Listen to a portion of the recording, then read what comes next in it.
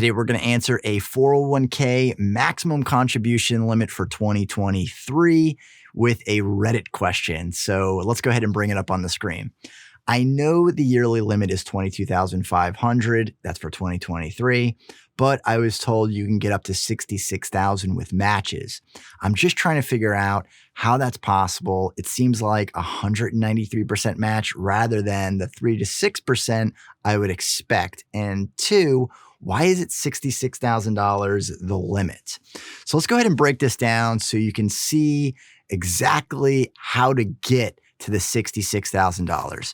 So for 2023, the max that you can put into your 401k is $66,000.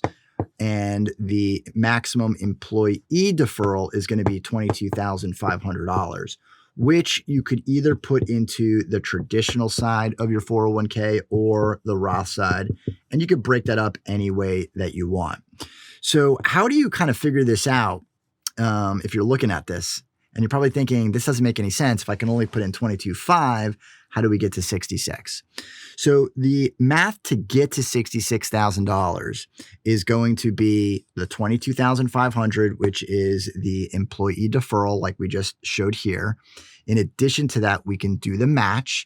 And this example says 3 to 6%. So let's just say it's going to be 6%. I'm going to put 6% up here. In addition to that, we can make what's called a non-deductible or an after-tax contribution. Now, you might be familiar with this with the backdoor Roth strategy where you're making a non-deductible contribution into your traditional IRA. It works exactly the same. You're going to make a non-deductible contribution to the traditional side of your 401k. But there is another benefit that is separate from the IRAs, and that is the pro rata rule. The pro rata rule doesn't apply in this case, which is kind of nice because now you have the non-deductible dollars here, which you then can just convert over to the Roth 401k without having to worry about that pro rata rule. So you can kind of cherry pick to get up to that $66,000. That's how it's going to break down. But there's a couple other numbers that I want to point out before I show you some more math. So let's go ahead and pull this up on the screen and go through this together. So for 2023, and I have 2022 and 2023 side by side here, but it's that $22,500, the employee deferral. And then we have the total maximum of $66,000. If you're 50 or older, you can do an additional $7,500 for 2023. That brings that total to $73,500. And we can also see the total plan compensation. And that's what I wanted to point out here is $330,000 for 2023.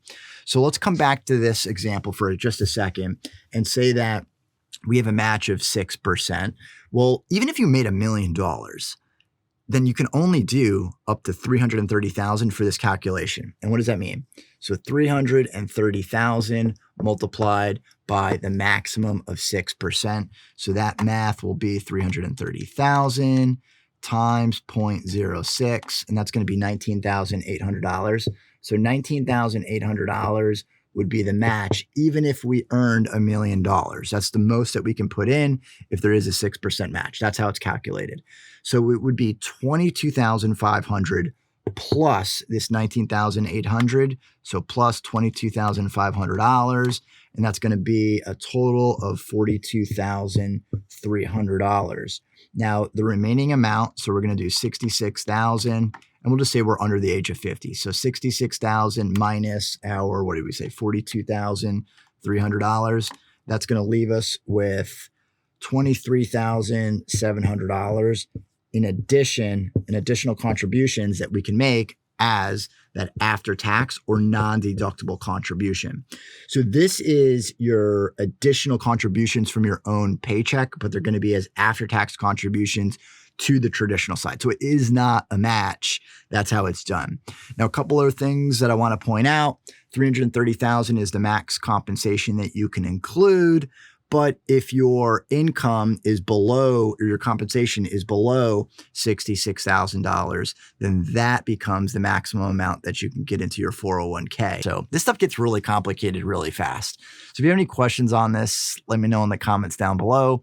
But that is how you get your $22,500, the match, and then that difference is your non-deductible contribution to get to the maximum amount, whether it's 100% or that $66,000. So hopefully this has helped.